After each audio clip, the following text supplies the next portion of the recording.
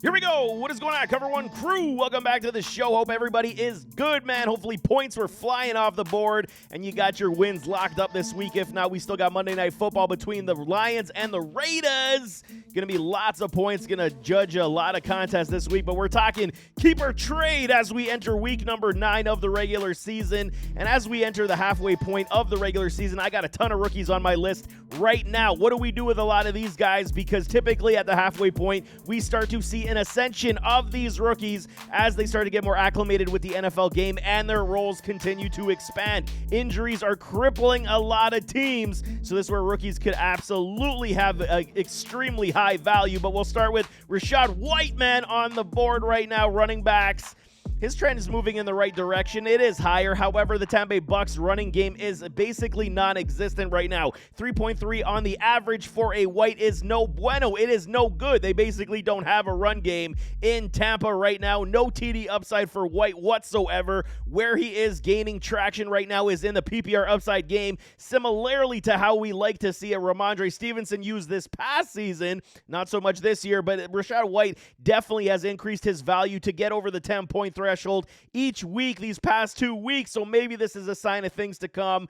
And I do believe that we could trade or sell high on a White at this point because that PPR value is definitely there. I am not convinced that he's going to be able to carry us throughout the duration of the fantasy football season, so I think if you package him with someone else like another wide receiver to upgrade your running back spot, I think it would be a wonderful option for your squad because other teams are still dying for point productivity, and if you can do a 2-for-1 deal while pulling a top-end quality running back off someone's roster, I would absolutely do that. ROI is a +3 like I'm saying, so it is decent value right now, but I think right now is the opportunity where we could sell and sell high on a White, even though the high is not as high as most other players, but I think this might be the highest we've seen White so far this season, and it may not be as good moving forward. Jordan Addison, my guy. If you guys go back, I'll link the video at the end of this video for the scouting report I had on a Jordan Addison. He was my wide receiver 1 coming out of this draft class, and he has made me look like a genius because he has been killing it. He is now the wide receiver rank 9 right now in half PPR leagues, a +28 on the ROI. Killing it, man. 108 receptions. This man has got 7 TDs, 7 tutties. But this is going to be the problem, man. No more Kirk Cousins. This is a big problem. What do we do with Addy right now? They're going to be rolling with Mullins or Hall. It is not a good situation in Minnesota, barring any trade on the trade deadline to bring another quarterback to Minnesota. It is a big problem. So what do we do with an Addy? I think we got to trade or sell high, even though it is going to be extremely difficult to convince other managers that the value is still going to rest here with backup quarterbacks like a Mullins and a Hall, barring any other trade for quarterback like I'm saying. But I still believe on a wide receiver needy team, you could convince a manager to say, you know, he's still going to have some value, but again, it's going to be a very tough sell. You might have to package him with somebody else, and I think that's the kind of the move I'm doing right now. It sucks because Addy was my dude, and he was killing it for us. He was basically wide receiver 2. Don't even have to think about it anymore. It's a tough one, man. We got to trade or sell high on Addy. I mean, don't sell him for scraps, but I mean, you try to recoup the value at this point because without Kirk Cousins, it's going to be pretty tough to find those fantasy points.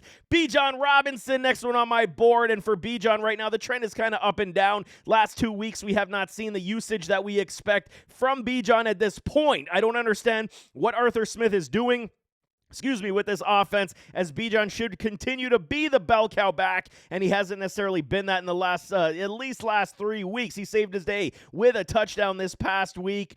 But almost 100 points. He is the running back 12, -9 on the ROI because his ADP was extremely high. And we knew he wasn't going to be the running back 3 coming out. I mean, that's the consensus ADPs, right? But rank 12, I expected him to finish at least in the top 8. And that's still not out of the question based on the fact that he is a human highlight reel and he can put up points at any given moment, man. Under 100 attempts and almost 500 yards is very good. He's just not finding the end zone as frequently as we had expected at this point. And the PPR upside game is definitely here. We can absolutely keep or buy low on a Bejon right now based on the last 2 weeks of volume, a lack of volume that the Atlanta Falcons have been giving him. We may not see another opportunity to buy low on a Bejon right now, even though a lot of managers, they drafted him high, so they're going to likely keep him on the roster, but it does not hurt to at least, throw out some flyers. You're going to have to pay the premium because his ADP was so high.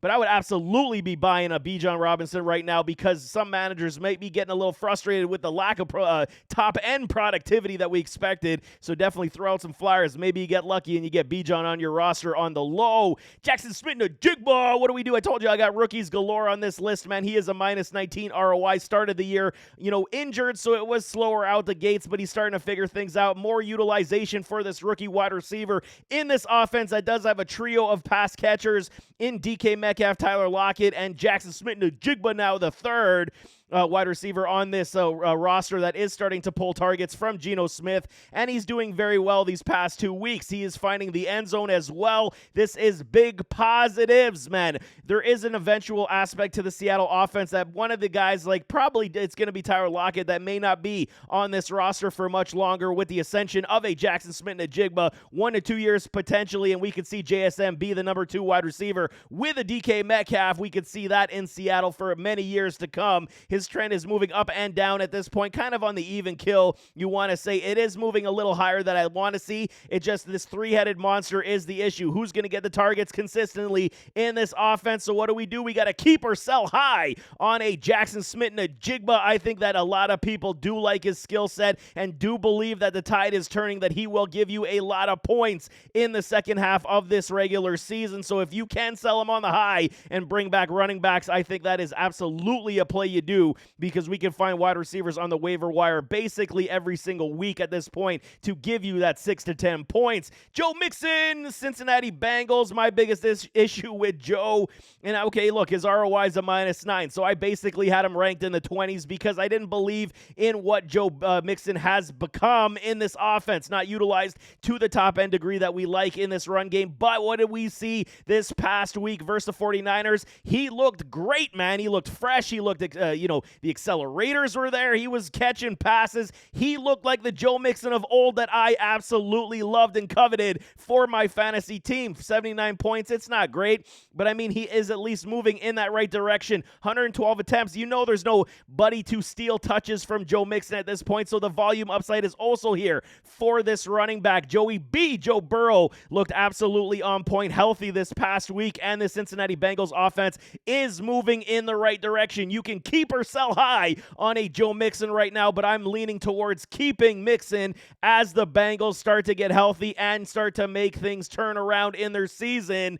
It's all about the health of Joe Burrow because, I mean, has he ever started a season fully healthy? And they always come out the gate slow. So I think right now, keeping Joe Mixon is absolutely a priority. He will be leaned upon in this offense to keep the balance. I like keeping Joe Mixon so far. DeAndre Hopkins, D-Hop, he goes and blows up with a Will Levis. Now everything has changed. The dynamic has changed in Tennessee. They were sellers before Will Levis went off. Are they going to continue to potentially sell a D-Hop or a Derrick Henry, or are they going to stand pat and say, okay, what do we have with this young rookie dynamo quarterback? Can he continue to feed a guy like Hopkins, who scored 3 tutties this past week and looked, shades of his former self? He looked very good. ROI is a -6 right now because of the poor play at the quarterback position. Now Will Levis has uplifted them. He had 4 touchdowns this past week.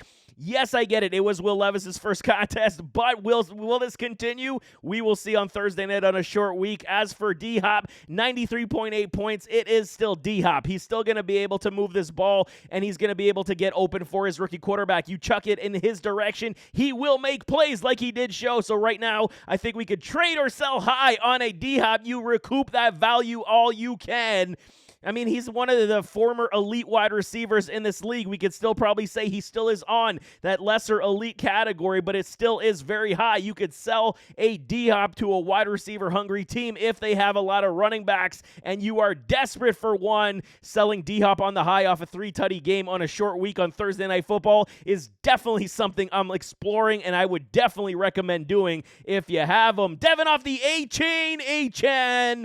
He's still dealing with the injury on IR, should be activated after week 10. The 21-day window will be open for this man, but I believe they have the bye week. Miami does in week 10, so he will be back in week 11. Now is the opportunity to go buy a Devin off the A-Chain, HN, because, I mean, look at him. He's been out for how many weeks, and he still ranks as the running back 9. He was killing it, man. 38 attempts for 460 yards, a 12.1 on the average. You do not find running backs this explosive in their rookie season, basically basically ever. So, I mean, based on the fact that if you're in leagues that hold IR spots, going to be very hard to pull him off that guy's roster or that lady's roster. But you can, if there are no IR spots on the team's bench, you could absolutely get him off someone's roster. You're going to have to pay a little bit of premium, but you got to hope that the teams that do hold him right now are frustrated because he still isn't there and they're losing contests, and they're going to try to recoup some value back anyway. Plus 35 on the ROI. Devin off the A-Chain.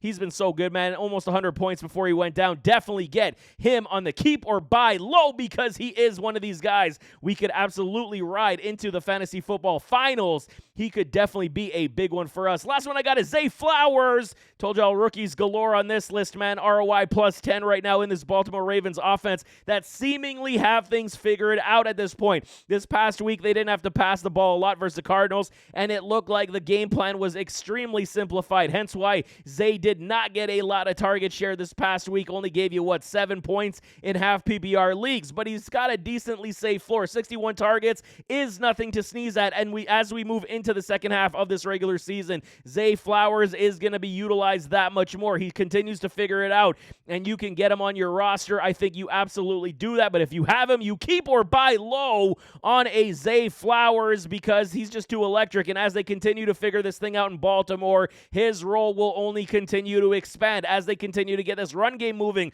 with Gus the Bus Edwards. I think Zay's role is absolutely going to continue to increase over that slot, and he's going to make plays by himself and finally start scoring touchdowns and pay dividends for us. But there you have it. That is this week's edition of Keep or Trade as we get closer to even fantasy football trade deadline, as the NFL trade deadline itself is on Tuesday, I believe, at 4 Eastern, so definitely stay tuned for that. Usually is a snooze fest after all the, talk and chatter that players are going to be moving. But nevertheless, as always, don't forget to hit that like button, hit that subscribe button, jump in those comments, give me your thoughts, and we'll see you next time. I am out.